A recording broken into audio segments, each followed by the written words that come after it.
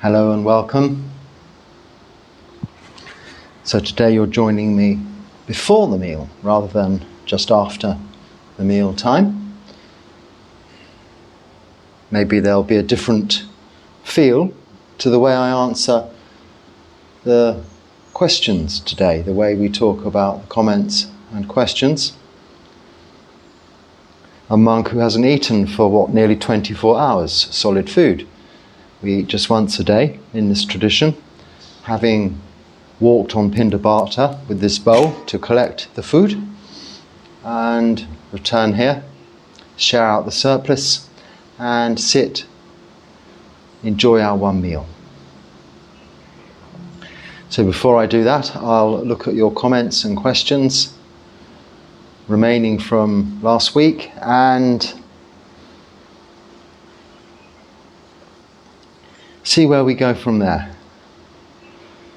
Okay, can you write, excuse me, the names? Maybe I should have a sip of coffee to get me some energy.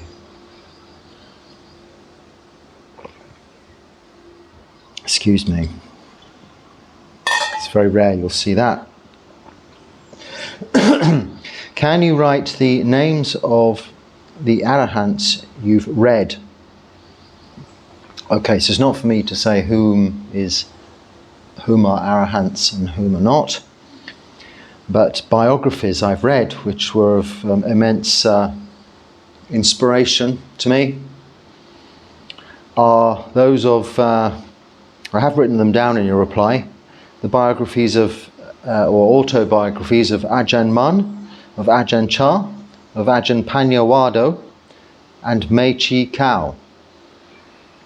The Ajahn Mun biography was translated by Longtar Mahaboa. The Ajahn Chah biography, there are a number. The most recent, Still Flowing Water, written by Ajahn Jayasaro. And without making any statements or claims, if there was one, I would read Ajahn Jayasaro's biography for sure.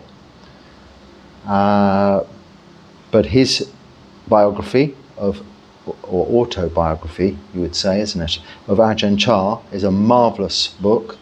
And if you only ever read one book about Buddhism, that would be the one. It covers everything you need to know. Ajahn Panyawado, an English monk who lived with Longtar Mahaboa and therefore is in the lineage of Ajahn Mun. Longtar Mahaboa being a student of Ajahn Mun, was to us Westerners a very renowned teacher, but also he was very renowned and highly respected in Thailand as well, having lived there most of his life. Much like our slightly more modern day now Ajahn Sumedho, whom's of course biography also is yet to come. He's still living well at the age of 90 back in England now, although he's American of origin. And then Mechi Kao, who was a nun in Thailand some decades, generations ago. Again, an inspiring biography. I hope that helps. So there are many more, in fact, but that's all I could think of off the top of my head. So, if you catch fungus in your feet, for example, will you not apply a medication so will not kill the germs? That's not very nice just before I eat, is it? But nevertheless, we don't consider microbic fungus, bacteria, even you could say viruses, as sentient beings. When we refer to the precept of not killing, we're referring to sentient beings. So how you draw that definition, it's really quite hard to say, but one has to draw a line somewhere. We need to wash our hands, for instance, to keep ourselves from getting ill. And when we wash our hands, we will probably kill all sorts of little microbes or something like that are trying to get back into our system to infect us. This is Unfortunately, we set off on a car journey, even if we're not driving. It isn't our intention to kill anything, but on that journey there will be little insects either run over by the tyres on the road or hitting the windscreen, or even flying into the headlights that they're attracted to. The sila, the moral virtues, the precepts, are based on intention, and it's very important to consider intention when looking at these precepts. We are not intending as we walk to kill anything, but we may accidentally tread on an ant. But if we slap a mosquito, it is killing. Now I can see the dilemma there with the something on your feet. You are wanting to kill it, but you're not. If you're considering it not to be a sentient being, you're wanting to eradicate it, get it off of your feet. Or you can use preventative methods. I'm using a mosquito coil somewhere here, which is a repellent. It doesn't kill the mosquitoes, but it's a smoke they don't like, sort of citronella or something simple and natural like that, that just, cuts their numbers a little bit from coming in. But we couldn't use a fly spray. The flies that come around in here, they're not bothered with this, so they still come. But I cannot use a fly spray because that would kill them. So we just put up with the flies until they go elsewhere. But something like fungus, bacterial infections, viral infections, we cannot help but, harm them, I suppose, if you can put it that way. I don't think mushrooms growing out there have much to say. It's like plants and trees, things like that. I have tattoos all over my body. This is considered beautification. Would this disqualify me from monastic life in the Thai forest tradition? No, it wouldn't. You can't have any more tattoos.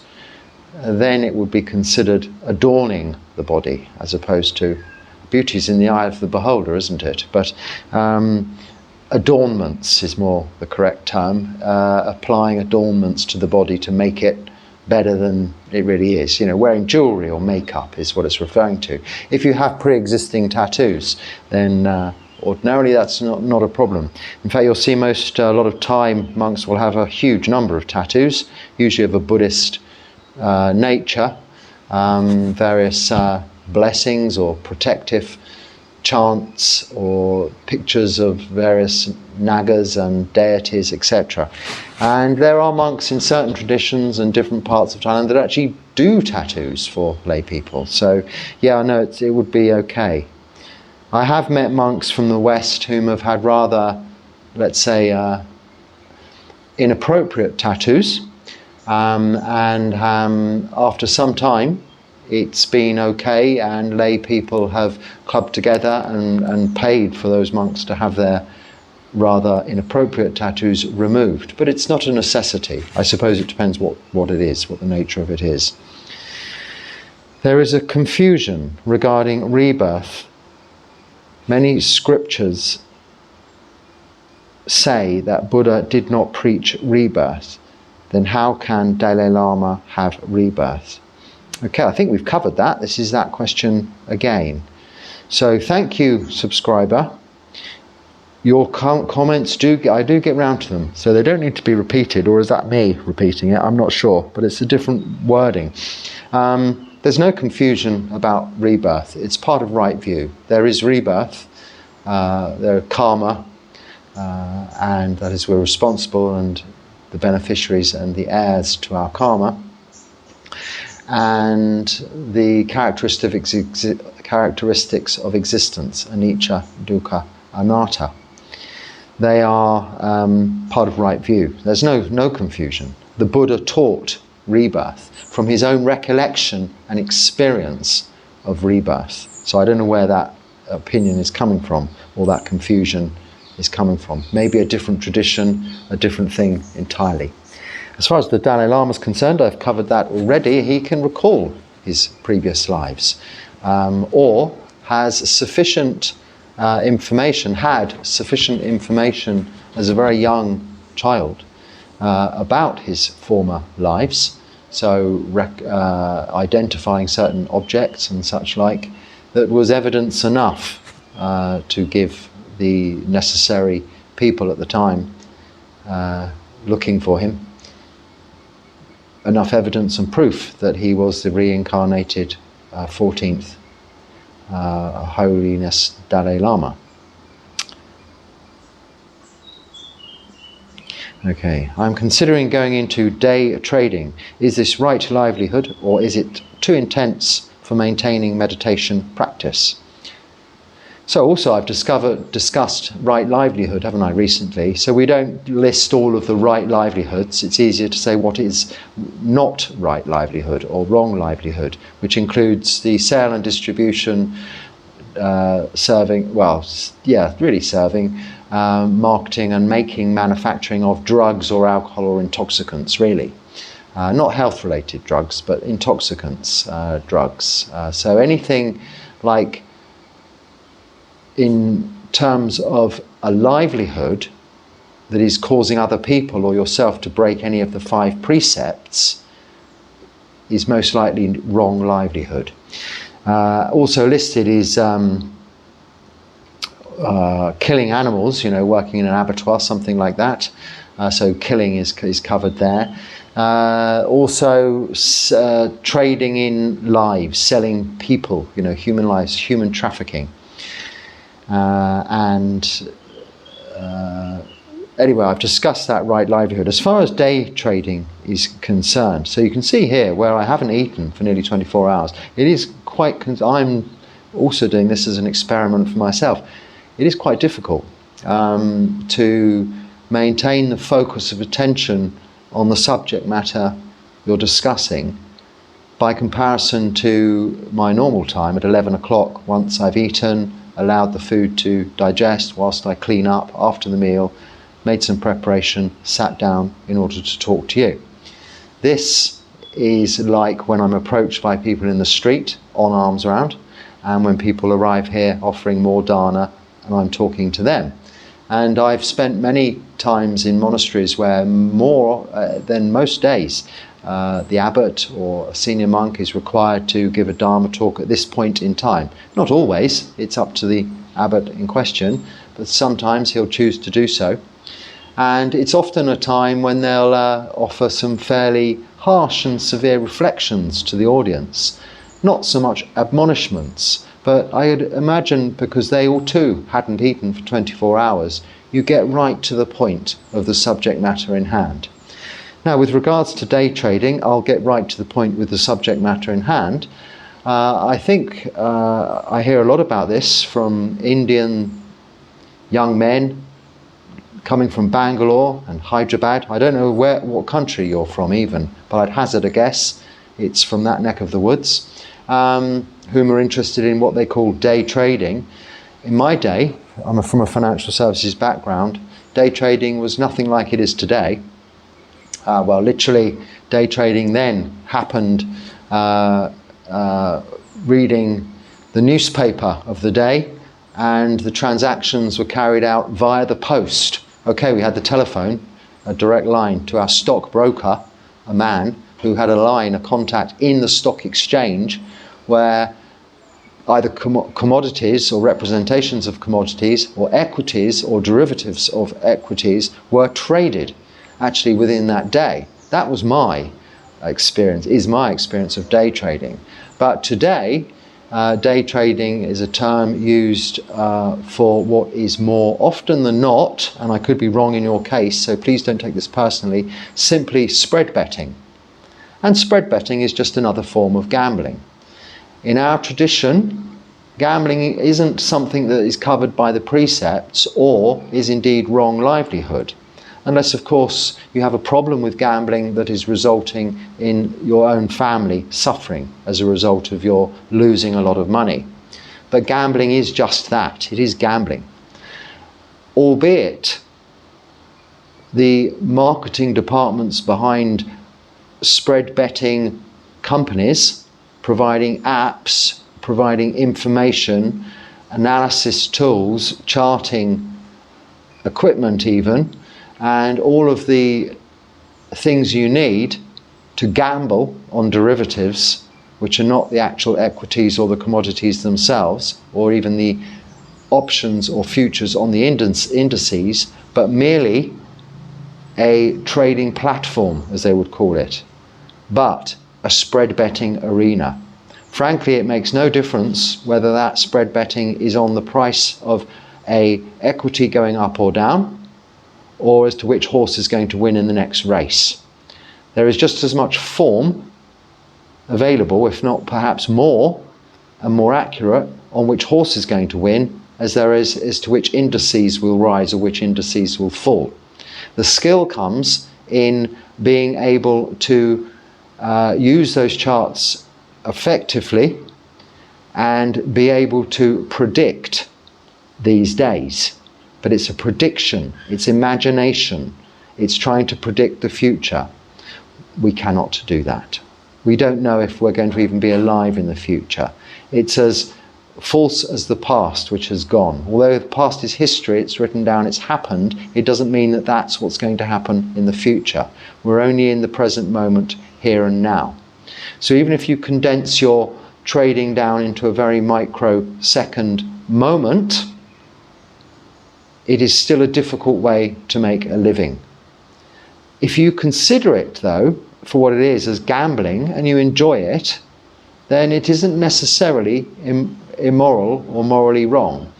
And there are, I would suggest, very, very few people in the world, but there may be some people, but mainly the companies themselves, the spread betting companies, that make money out of this exercise. So day trading has been picked as something that seems quite cool. You can earn a lot of money very quickly.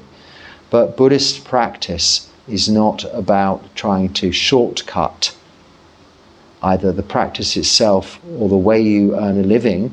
It's a way of learning to appreciate the truth of existence, the truth of impermanence, unsatisfactoriness, and lack of control.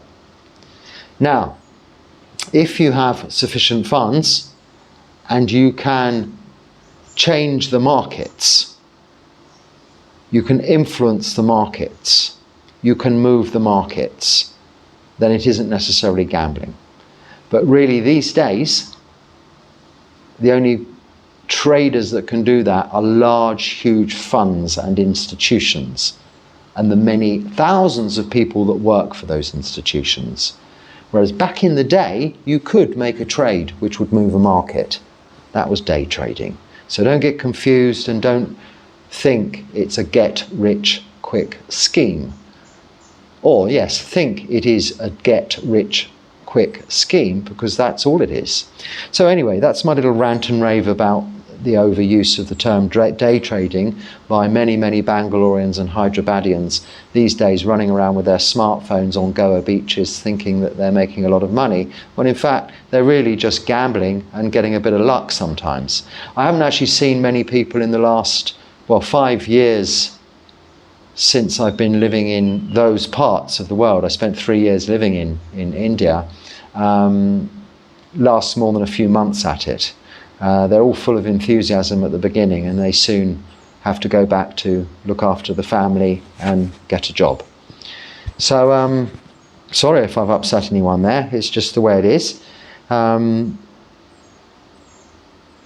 Your question was, is it right, livelihood? Well, if you make a living without doing any harm, then that's fine.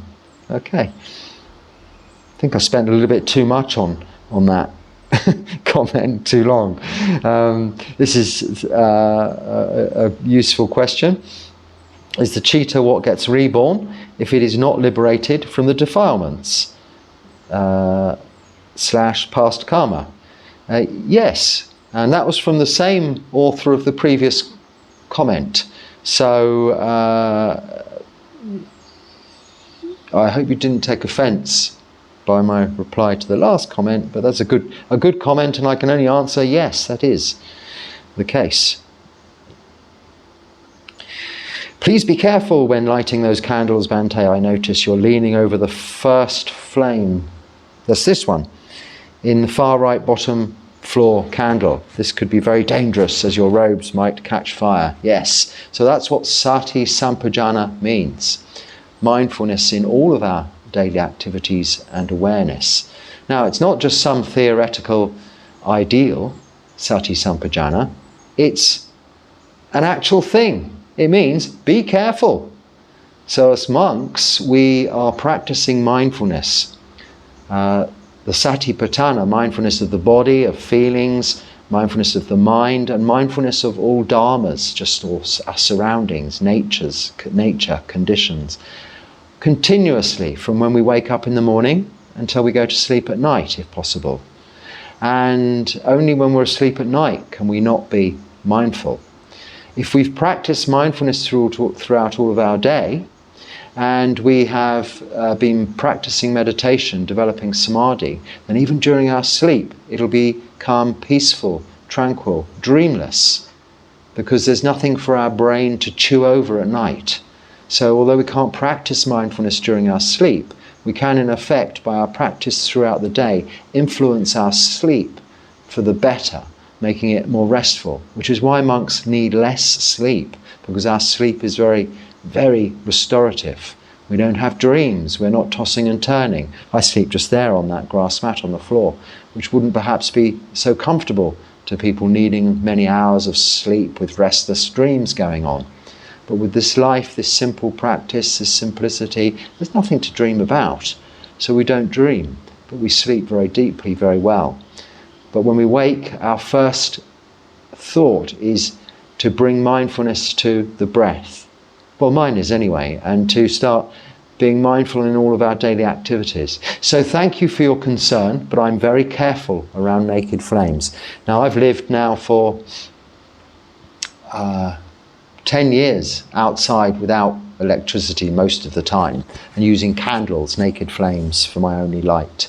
And I'm very used to candles and naked flames around not only these robes, but there's sort of lots of, when I was in England in winter, you needed fleece materials, very highly flammable. I was also using gas in an enclosed environment, and I'm very fire aware, conscious. I break all of the rules there possibly are in terms of health and safety, but I can do that because I'm practicing mindfulness. Now, I'm also not overly concerned about this body, but would be very concerned about damaging these robes. This would be, and there are rules attached to that, very disrespectful to the Sangha, and as importantly, to those whom have offered these robes to me as my only provision for clothing, for protecting my modesty and keeping away the mosquitoes at night. So I have to look after them very carefully. So thank you for your concern, but it may look on camera that I'm behaving dangerously, but even this that you've been concerned with, this is no heat. I can hold my hand right there, you see, over the thing. She's very safe. It's not very safe, that's the wrong word from a Western point of view, but from a Asian point of view, there's really no danger there. People have huge flame fire things that they walk around their living rooms with here to use smoke to get rid of some of the insects and damp and fungus that you mentioned earlier and things like that.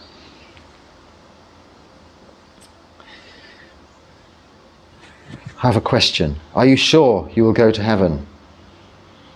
No, I'm not sure of anything. And that is not my intention. My intention is to be free from rebirth into any realm. We have in Buddhism, you're referring, I think, to the Christian version of heaven and hell, where there is one eternal heaven and one eternal hell. I wouldn't want to go to either, because they are eternal. So they don't exist, but in Buddhism there are many realms of eternal. When I say they don't exist, maybe the realms, but those, or the content, the constituent parts of those realms in Buddhism is all still conditioned and therefore impermanent. So if there was no one in hell, heaven, there wouldn't be a heaven or a hell. It's a state as opposed to a place or a physical thing. Am I sure about that? No, I'm not sure. I don't know what will be my destination. If I attain to parinibbana within this lifetime, it will be to no further rebirths. If I attain to the first level of enlightenment, sotapanna, as we can possibly do within this lifetime, then it is said that you'll only have a certain number, they say 7 more rebirths, and they will be within the human realm. But we cannot be sure of anything. So in answer to your question, no, I'm not sure. I can be confident that by keeping precepts, even just 5 precepts, that if there is such a thing, and some judge whom would send you to one or the other, they perhaps would not banish you to eternal hell if you've led a life entirely of no killing, no stealing, no sexual misconduct, no lying, and refraining from intoxicants. I think they might give you a pass. You might not get a front seat in heaven, but they're going to let you in, okay? Oh, this is a really interesting one for this time of day. My question is, how to buy a land and monastery and make that your own, being a foreigner. I personally like to have my own living and place. Beside that, Buddha did not consider rock art for Buddhism.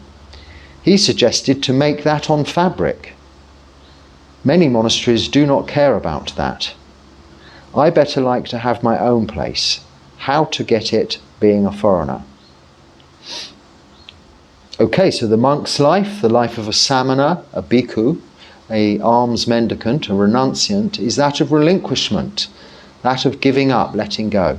So when we renounce, when we become a bhikkhu, we give up all of our material possessions, including associations even with our nearest and dearest, our families and our friends. Our identity, we change our names. We have no clothes anymore and we shave our heads, so we all look the same. And then we move to wherever we're sent, and we stay there until we're sent somewhere else, more or less, without a lot of choice. Eventually there comes a stage where you can have the privilege of living alone and practicing in solitude, as I do, and then you go somewhere and hopefully someone will offer you shelter, as they do here, and each day provide me food, as I'm received here in my bowl, and these robes to keep us clothed, and if necessary some very basic medicine to keep us well. That is monastic life. But as a layperson, you can do what you want. If you want to buy monasteries, build stupas, I'm not sure what you're referring to with regards to rock art and art on fabric. To my knowledge, in the suttas, this is not mentioned by the Buddha, the idea of art, but not, and I'm referring to the Pali Canon, the southern schools of Buddhism, Theravada Buddhism.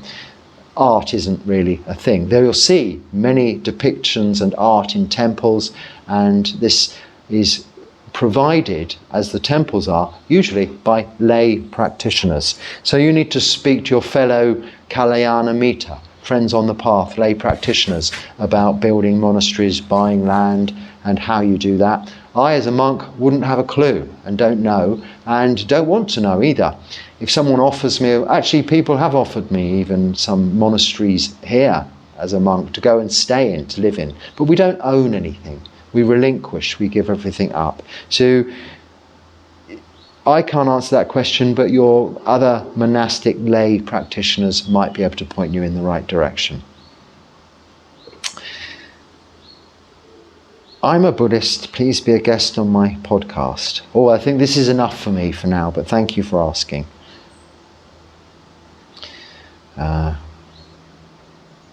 1 hour long lecture about advanced Buddhist Dharma is recorded by me and listened to it while I'm in meditation. Is it okay? So an hour's Dharma talk, we don't tend to call them lectures, but this could be just a translation issue here. Or even desanas, we sort of say that could be translated as lecture. It's often in Thailand and Sri Lanka, they're used to having lectures from the suttas, which are lectures. I don't do any lecturing or teaching even. I really share my experience, which is more what I'm used to, and that's a talk relating to Dharma, a little bit more informal and relaxed. Nevertheless, I listen to Dharma talks myself, but meditation is a separate thing. Now, to some extent, listening to the Dharma is meditative and will bring your mind to a more calm state. And it doesn't need to be that you listen to each word intently and understand every aspect of the talk itself. But by listening, it is opening the mind or the heart-mind to the Dharma. But for formal meditation, you ask if it is okay. Your meditation should be with no external source of sound that you can control, that is. There should be no need for listening to any background sounds that you have created, including Dharma talks. This time should be spent to just sit and observe to your body and your thinking mind, what's going on as a result of the stimulation coming through, seeing, hearing, smelling, tasting and touching, and what you're thinking about, without any additional source of distraction. Because if your focus of distraction is a Dharma talk, you're not going to be paying attention to anything else. It isn't a true meditation object in that it cannot be something that is held internally.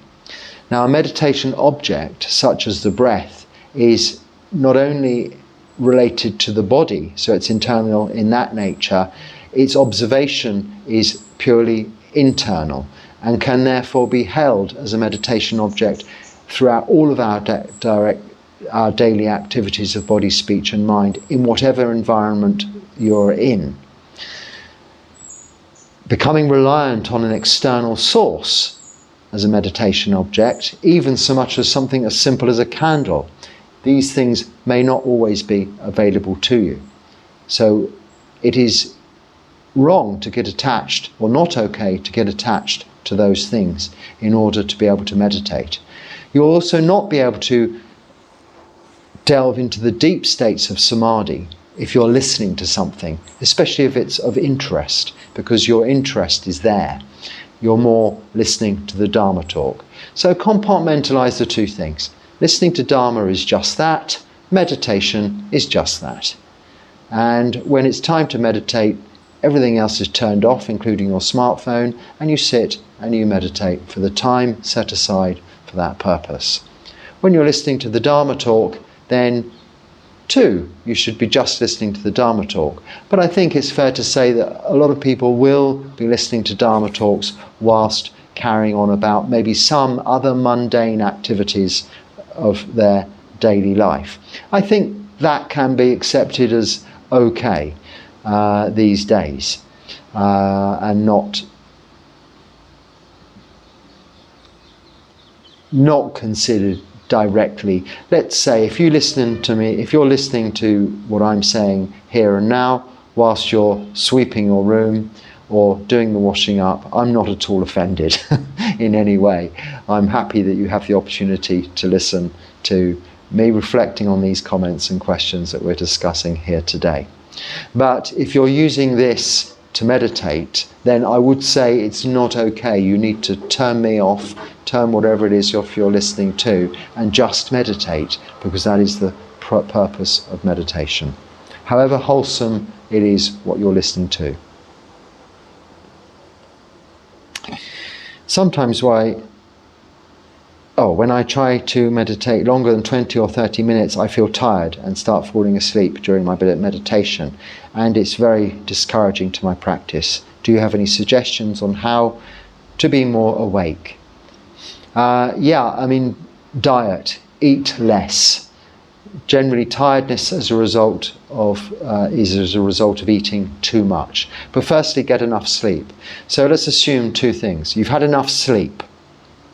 You've not just come home from a very busy and tired day at work. So if you haven't had enough sleep, or you've just come home from a very busy and you're very tired from work or just travelling, then that's not the time to meditate. You're not going to feel energetic.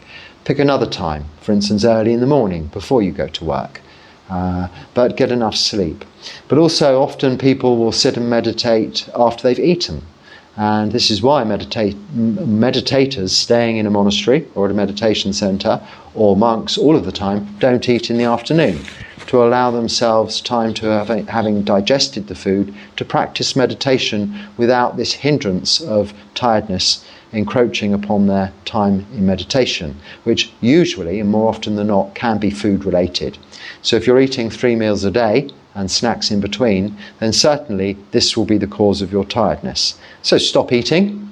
You'll see a hungry rabbit, not a hungry rabbit, a hungry cat or a hungry wild animal or something. It's fully awake, fully alert, because it's hungry to catch its prey, as will you be, as I am right now, because I haven't eaten for nearly 24 hours. So the last thing you'll do is doze off to sleep. Even if you feel weak, with little energy, you don't feel tired. It's a different lack of energy.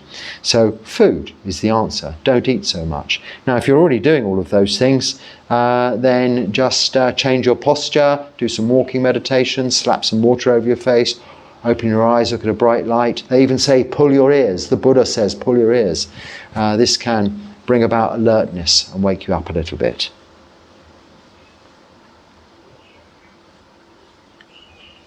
How does one become a monk? So find a good teacher, firstly. Find someone who can help you. Our teacher is the Buddha, yes, and the teachings are the Dharma. But we cannot, when we begin, rely on that alone, because we cannot ask directly questions of the Buddha. We have to find them in the suttas.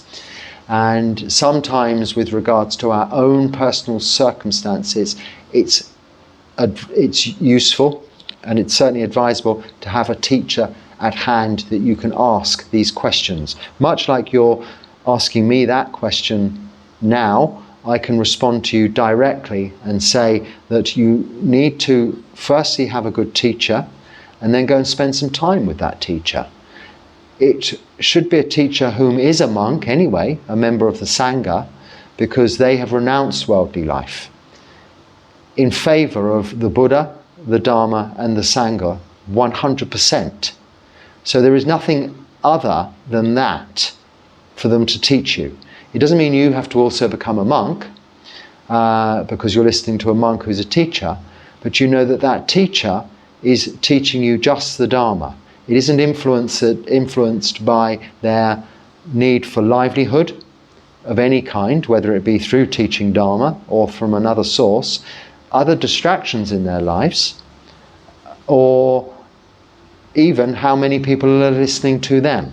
None of this matters, because they're monks. None of it matters. They're just doing their practice. And if they have the opportunity to share their experience with you, as I'm trying to do here, then that is to your advantage. So you find a good teacher, someone whom you get on with, who you like, and they like you can be with, and that you want to be like. You want to be like them. They're showing you a very good example of living as the Buddha taught. And then and only then, if they have a place where you can visit and go and stay, you go and stay with them for a while. That's where it all begins. You can watch the videos. I've already talked about this at some length, but I don't know, I made them so long ago, I can't remember what they even say. I keep referring people to them, but I can't remember what I said in them. But that will be related probably more to how I became a monk, which is not relevant. What's relevant is how you become a monk. You find a good teacher who's suitable to you, and you go and live with them. If they are not accessible, or like myself, I'm not qualified to, well, we don't have to be qualified. I've not been a monk for 10 years yet, and even then I think that's just barely enough to be training new monks. I mean, monks of 10 years and upwards of that have sufficient experience and time living as a monk in the robes, and if they are also sufficiently accomplished in their practice, and I must say there are monks whom aren't ready to teach yet, and there are many that are before that time period, but if the two are there going hand in hand, their own practice and their time in the robes, they are able and willing to teach. That's the kind of teacher that you're really looking for. And they will probably be well established in an environment whereby you can go and stay. And that's the first step. And then let go of the idea of any preconceived ideas you have, because it's, as I just said a little earlier, the renunciant life is just that. Even your own ideas, views and opinions should only be that which are within the parameters of the Noble Eightfold Path. So right view, and then the rest pertaining to right practice. So, and sila, of course. So that's how you become a monk. And of course it largely depends where you're living now. Bhante, awareness, accepting and understanding of the cause. How does one get past the actual conditioning of our lizard brain? So I think I've heard that expression term, but I'm not so familiar with it that I can make much comment as to what it is. Some reptilian brain. I think I mentioned in the last talk about our own animalistic instincts that are there. I would say perhaps the most obvious to us is that to procreate, this animal instinct of lust, because we don't so much these days as civilized beings have this hunting instinct to kill our prey in order to feed ourselves, because we can just go to the shops and buy our food, or in my case go on arms around begging in the morning. Not begging, because we don't ask, we just rely on the generosity of others to put something in our bowl, and by that way get our food. But the other aspects of our life, the other aspect of our life, procreation, our reptilian life, is perhaps less controllable. How do we get past this conditioning? By practicing the Noble Eightfold Path. It's as simple as that. We keep the precepts. And if you're living in a monastery or you become a monk, these are extended to take the third precept pertaining to that lust from sexual misconduct to celibacy.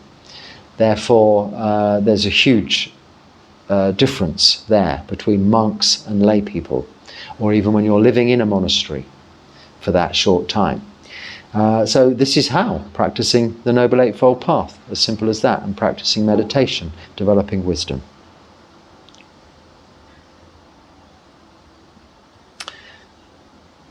I think that's the end of the comments and questions for today, and that means I can now get on with my meal, and hope I've answered your comments and questions in a way that is useful to you.